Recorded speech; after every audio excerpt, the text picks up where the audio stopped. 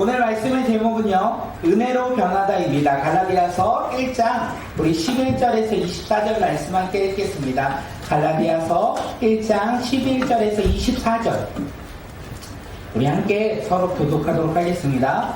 형제자매 여러분, 내가 여러분에게 밝혀드립니다.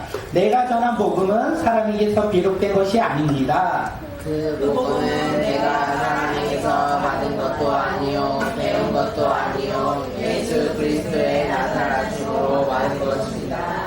내가 전에 유대인에 있을 적에 한 행위가 어떠하였는가를 여러분이 이미 들은 줄 압니다. 나는 하나님의 교회를 몹시 박해하였고 또 아주 없애려고 하였습니다. 나는 내 동족 가운데서 나와 나이가 같은 또래에 사는 사람과 유대 출신이 박수였으며 내 동족의 전부를 지키시는데도 훨씬 더 열성이었습니다.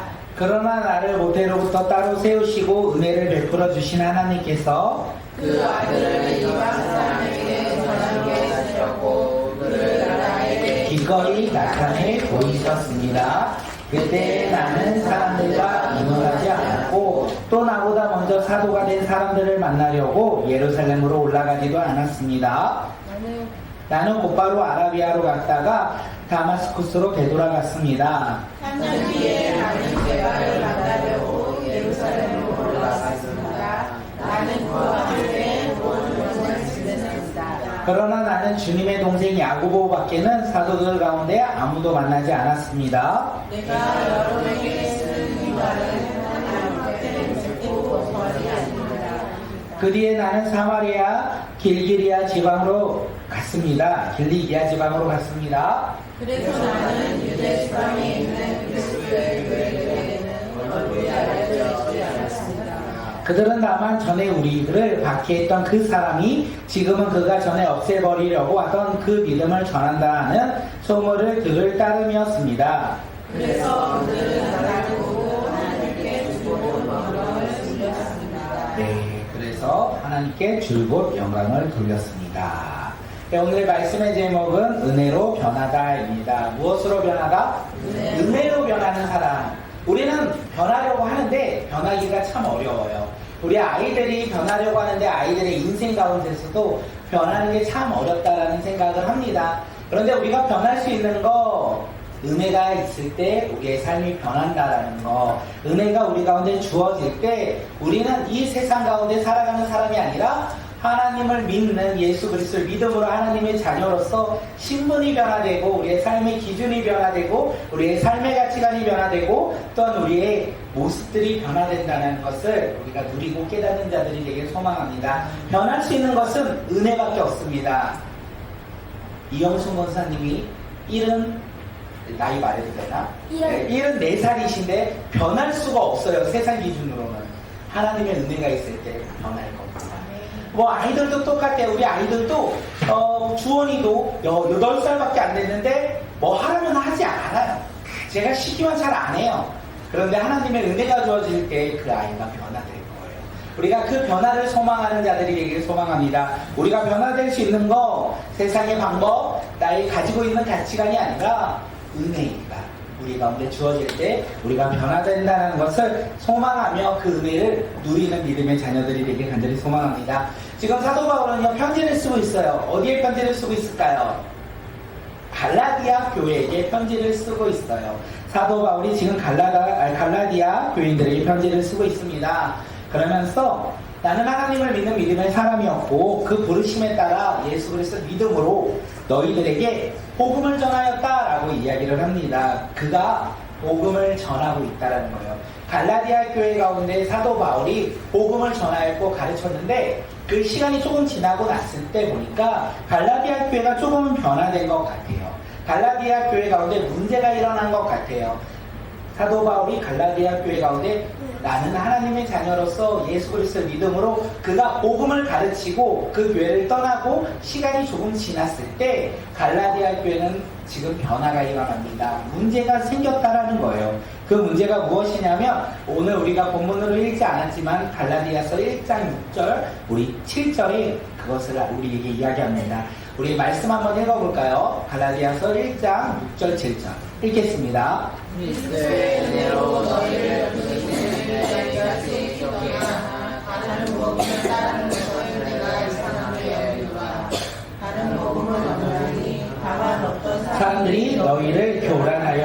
그리스도의 복음을 변하게 하려 합니다. 아멘. 지금 갈라디아 교회는요, 복음을 믿고 그 복음대로 살아갔던 그들 가운데 새로운 복음, 다른 복음이 지금 전해지고 있다는 거예요.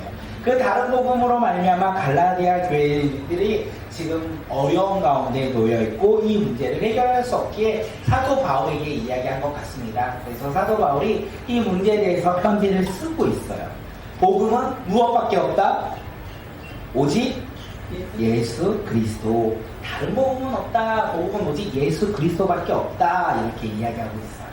사도 바울이 말하는 복음은 오직 예수 그리스도밖에 없다라는 거예요. 그런데 지금 갈라디아 교회는 다른 복음들이 생기고 있어요.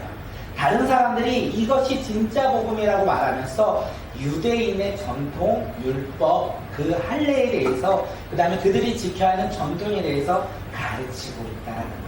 너희들이 유대인의 전통에 따라 살아간다면 구원을 받을 것이다. 너희들이 유대인들의 전통에 따라, 율법에 따라 살아가며 그 할례를 지키며 살아간다면 너희들은 구원받을 것이다. 이렇게 갈라디아 교회 가운데 다른 복음이 전해지고 있다는 거예요. 우리가 알아야 되는 것은 무엇입니까? 복음은 오직 예수 그리스도밖에 없다는 거예요.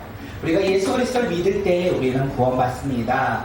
우리가 다른 복음이 없어요. 그런데 세상은 자꾸 다른 복음에 대해서 이야기를 해요.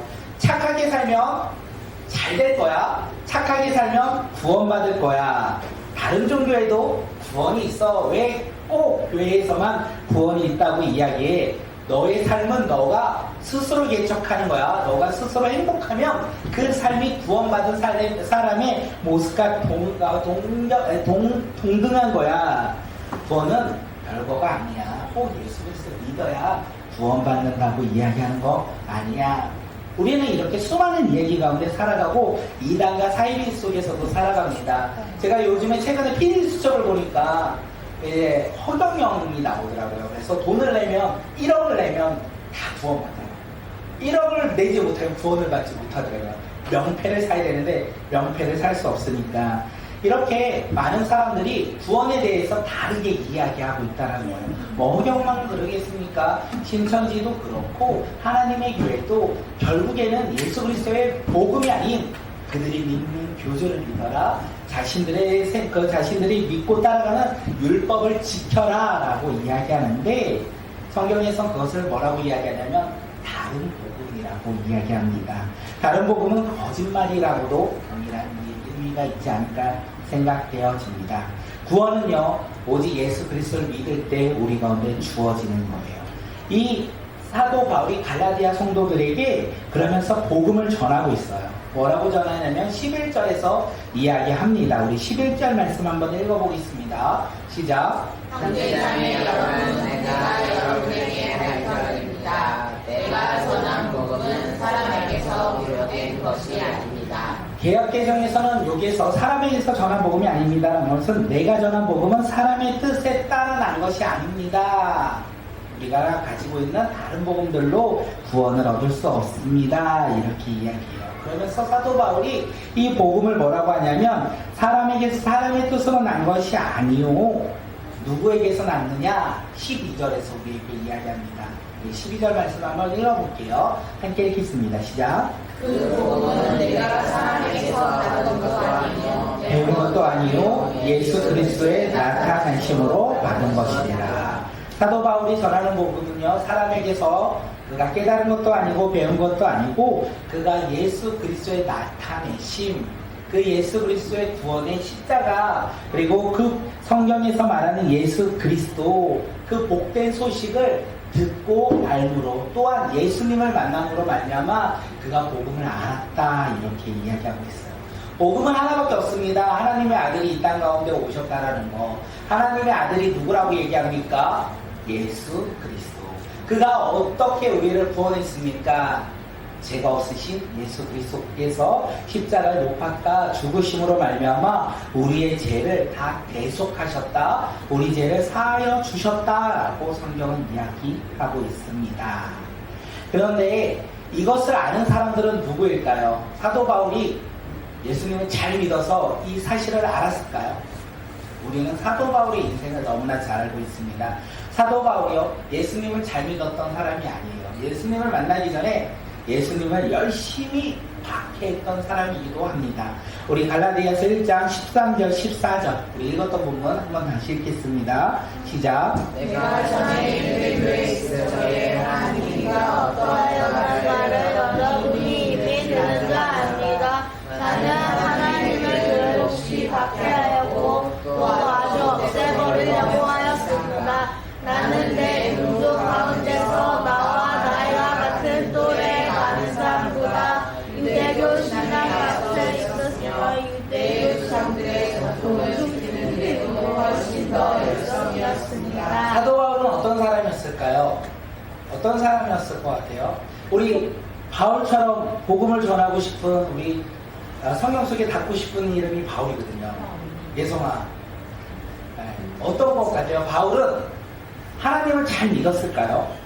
성경에서 오늘 이야기하는 거는 사도 바울은 잘 믿지 않았다. 아니, 잘 믿지 않은 게 아니라 아예 믿지 않았던 사람이라는 거예요. 유대인으로서 유대종교를 지키고자 오히려 예수님을 믿는 믿음의 사람들을 박해했어요. 그들을 감옥에 가두는 일을 했어요. 그는 유대인들의 차세대 리더로서 누구보다 열심히 종교활동을 했어요. 예수님을 믿는 믿음의 사람들을 괴롭혔고 잡아들였고 감옥에 가뒀고 또한 저 다메섹에 있는 멀리에 사는 사람들까지 다 감옥에 잡아두고자 그는 그 먼 나라까지 갔다는 것을 우리에게 이야기합니다. 그런 사람, 유대인들의 전통에 따랐던 사람, 그 사람이 오늘 우리들 아니겠습니까? 오늘 우리도 다른 복음 속에서 살아갔어요. 제가 예수 그리스도를 교회를 열심히 다니기 전에 교회를 진짜 청년 때 군대 가기 전에 열심히 안 나갔죠. 나갈 의무가 없었기 때문에. 그러면서 열심히 내가 살고 싶은 대로 살았던 게 저의 인생인 것 같습니다.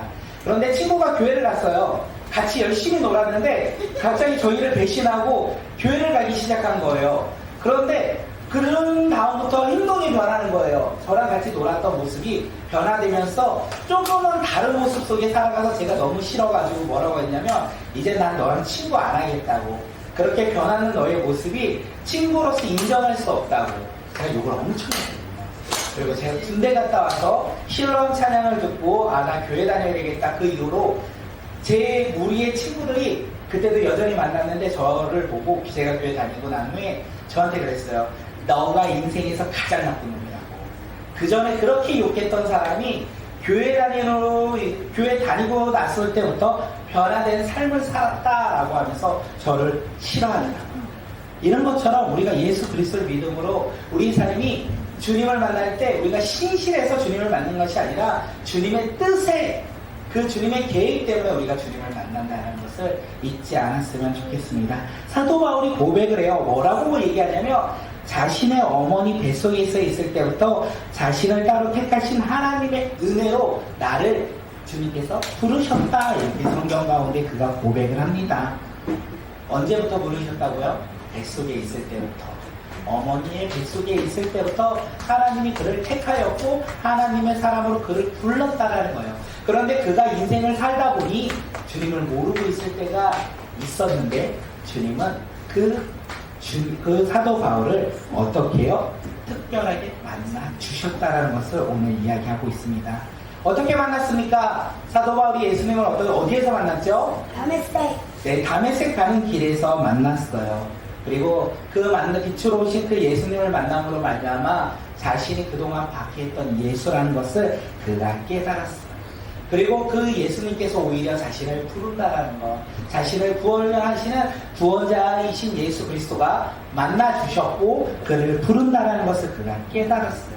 그 깨달음으로 말미암아 내가 다메섹 가는 길에서 예수님을 만나 그때 예수님이 나를 불렀다라고 고백했던 것이 아니라 그 예수 그리스도를 만남으로 말미암아 하나님께서는 내가 엄마 뱃속에 있을 때부터 나를 부르셨구나 라는 것을 그가 깨닫고 그의 삶 가운데 변화가 일어나기 시작합니다.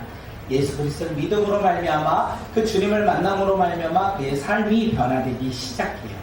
오늘 우리도 하나님의 부르심으로 말미암아 오늘을 살아가는 믿음의 자녀들입니다. 예수님을 믿으십니까? 아멘. 구원파는 언제 믿느냐고 물어보죠. 언제 믿으셨습니까?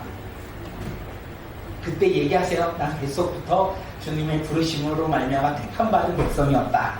이렇게 말씀하시면 되지 않을까 생각합니다. 우리가 가진 것이 많아서 주님이 우리를 부르신 것이 아니라 주님은 원래부터 우리를 부르고 계셨다는 거예요.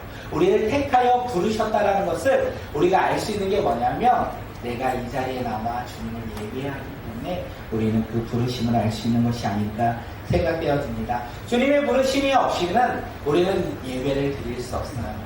우리는 이 자리에 나올 수 없는 연약한 존재들이 아닐까 생각되어집니다. 그러므로 말미암아 우리가 하나님의 자녀가 되었다는 그것은 하나님의 은혜였고 그 은혜로 말미암아 예수님을 믿음으로 우리의 삶이 변화되었다는 것을 성경은 이야기하고 있어요. 우리가 변화되는 거 예수님을 만난 그 사도 바울의 이야기를 통하여 우리는 알 수 있어요.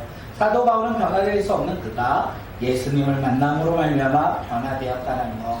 그가 예수님을 만나는 것은 하나님의 은혜였다라는 거. 오늘 우리가 이 시간 예배드리는 거 예수님을 믿고 우리가 예수님을 만남으로 말미암아 예배드리는 것이 아니겠습니까? 그런데 그 만남과 우리가 믿은 것은 나의 노력과 행함이 아니라 하나님의 은혜라는 거. 우리가 그 은혜를 우리가 누리며 살아가는 자들이 되길 간절히 소망합니다. 예배드리는 자들에게 하나님께서 선물을 주세요. 오늘 우리 가운데 선물 하나씩을 주시는데 어떤 선물을 받고 싶으십니까? 사랑. 사랑을 줄게요. 요번 주에 주말에 화 안 낼게요. 또 뭐를 받고 싶으십니까? 닌텐도. 닌텐도 좋네요. 닌텐도도 받고 싶고 또 뭘 받고 싶으실까요? 꾸장. 축구장. 맨날 축구하도록 축구장 하나 받죠 뭐. 축구장 하나 얼마일까요? 그런데 하나님께서 우리 가운데 선물을 주시는데 그 선물이 무엇인지 우리 갈라디아서 1장 16절을 통해서 나누도록 하겠습니다. 1장 16절. 다음 장 한번 넘겨줄까요? 우리 읽겠습니다. 시작. 그 아들을 이방 사람에게 전하게 하시려고 그를 나에게 기꺼이 나타내 보이셨습니다. 그때 나는 사람들과 의논하지 않았고 다시 한번 읽어볼까요? 다시 한번 읽어볼게요. 시작. 그 아들을 이방 사람에게 전하게 하시려고 그를 나에게 기꺼이 나타내 보이셨습니다. 여기까지요. 그 아들이 누구일까요? 예수님. 맞아. 예수님을 이방 사람들에게 전하려고 하시려고 예수님을 누구에게? 나에게. 나가 누굽니까? 사도 바울이죠. 사도 바울에게 나타나 보이셨다는 거예요. 사도 바울의 하나님을 만남으로 말미암아 하나님께서 그에게 선물을 주셨는데 그 선물은 사명이에요. 그 예수 그리스도의 복음을 전하는 사명을 그에게 주셨다는 거예요. 오늘 이 시간 우리 가운데서도 사명이 있는 자들이 되길 간절히 소망합니다. 사도 바울은 이방 사람들에게 무엇을 전한다? 예수 그리스도를 전하는 사명을 가진 자였어요. 그가 복음 전달자로서 그 사명을 감당하였기에 지금 갈라디아에서 복음을 전했었고 시간이 지난 후에도 그들이 어려운 가운데 있으니까 편지를 통하여 또다시 복음이신 예수님을 가르치고 전하고 있다는 것을 우리가 알 수 있다는 거예요. 우리도 예수님을 믿음으로 말미암아 오늘 이 시간 예배를 드리고 있잖아요. 예배 드리는 것이 우리 삶의 목적과 끝이 아니라는 거예요. 우리 삶에는요, 이 예배를 통하여 우리가 해야 할 것들이 있어요. 그것이 무엇일까요? 사명인데 우리가 너무 어려우니까 우리 친구들에게 하나님께서 꿈을 주셨다는 거예요. 우리의 꿈은 무엇입니까? 40이 넘은 나이에 꿈을 물어보면 되게 어렵더라고요. 이 세상은 현실 가운데 살아가는 삶에 있어서 너무나 힘든데 꿈을 이야기하니까 좀 너무나 동떨어진 삶의 모습 이야기 같은데 사실 40이 넘어도 50이 넘어도 70이 넘어도 우리가 예수 그리스도 믿음으로 말미암아 주님께서 우리 가운데 사명을 주셨다는 거예요. 꿈을 주셨다는 거예요. 그 꿈이 무엇입니까? 그 꿈은요 다 똑같지 않을까 생각합니다.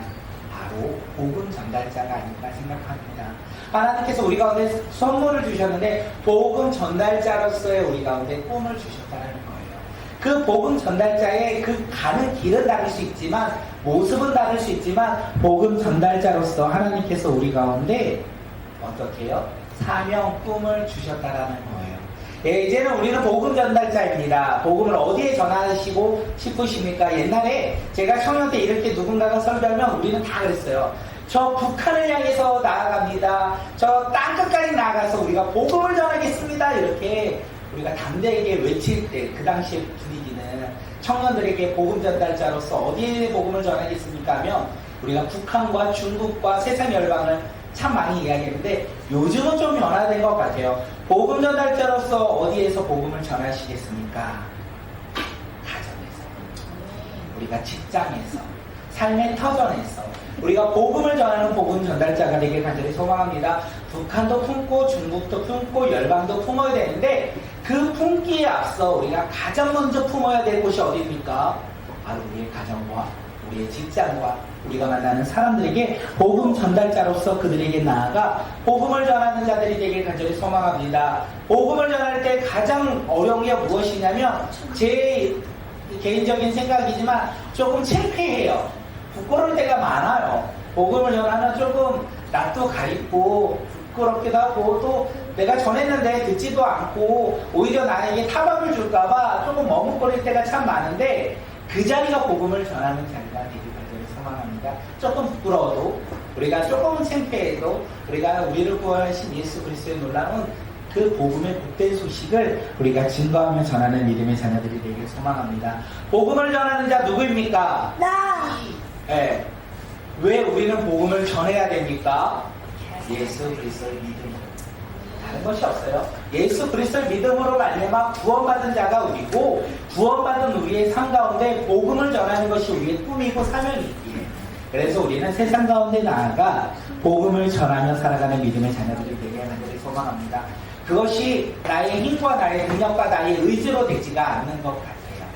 나의 힘과 나의 생각으로는 복음을 전하지 못하고 나 혼자 잘 믿어야지라는 생각을 할 때가 너무나 많이 있는데 예수님을 만났다면, 예수님을 믿는다면 우리는 부끄러움 앞에서도 복음을 전하는 복음 전달자가 아우르는 시간들이 모두가 되길 간절히 소망합니다.